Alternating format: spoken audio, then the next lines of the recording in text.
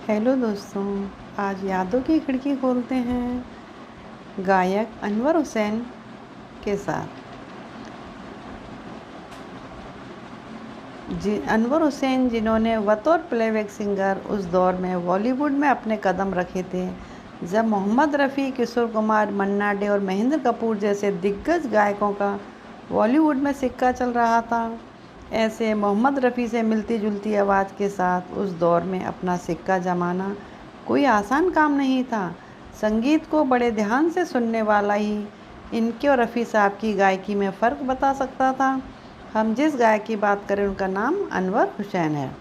1 फरवरी 1949 के दिन मुंबई में जन्मे अनवर हुसैन को संगीत उनके पिता ने दी थी। उनके पिता आशिक हुसैन सितार और हारमोनियम बजाया करते थे और संगीतकार गुलाम हैदर के असिस्टेंट हुआ करते थे। बचपन से ही संगीत में रुचि रखने वाले अनवर का पढ़ाई में मन न लगता देख उनके पिता ने उन्हें संगीत की शिक्षा देने की सोची और उस्ताद अब्दुल रहमान खान के पास संगीत शिक्षा के लिए ले गए। उस्ताद अब्दुल रहमान खान वो हैं जिन्होंने महेंद्र कपूर साहब को भी संगीत की शिक्षा दी थी। शिक्षा के बाद इनकी आवाज़ जब कोई सुनता तो इन्हें लगता कि इनकी आवाज़ मोहम्मद रफ़ी से काफ़ी मिलती जुलती है।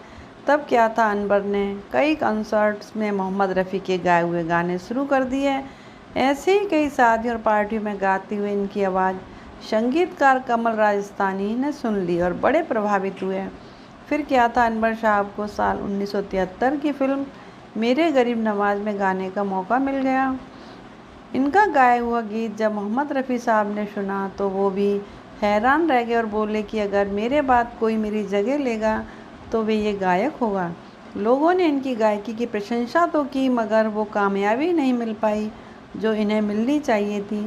फिल्म बुरी तरह से फ्लॉप हो गई और अनवर की गायकी फिर से संघर्ष की राह पर चल दी।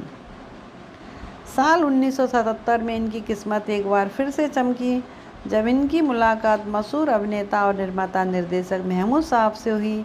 इनकी आवाज़ सुनकर महमूद साहब ने इन्हें अपनी फिल्म जनता हवलदार में गाने का मौका दिया। अनवर साहब के इस फिल्म में गाए हुए गाने सुपर डुपर हिट हुए। इस फिल्म के बाद अनवर साहब को प्रसिद्धि मिली।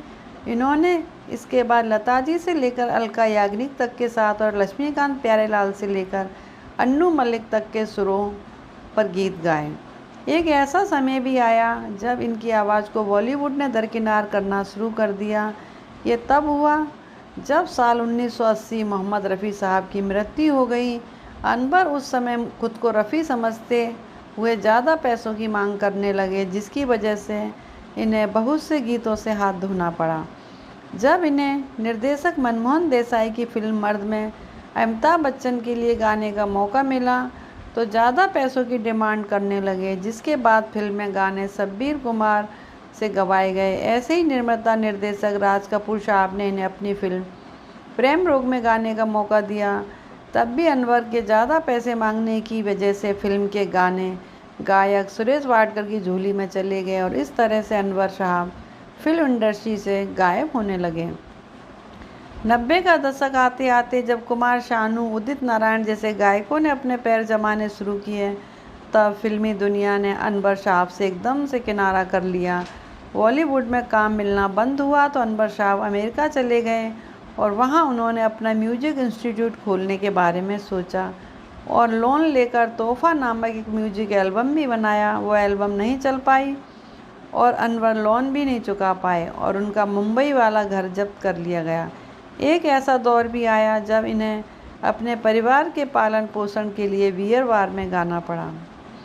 आपको बता दें कि गुमनामी में खो गए अनवर हुसैन फिल्म अभिनेत्री आशा सचदेव और अभिनेता अरशद वारसी के सौतेले भाई हैं मगर इनसे अनवर को कभी कोई मदद नहीं मिली। आखिरकार ये प्रतिभाशाली गायक गुमनामी के अंधेरे में खो गया। धन्यवाद।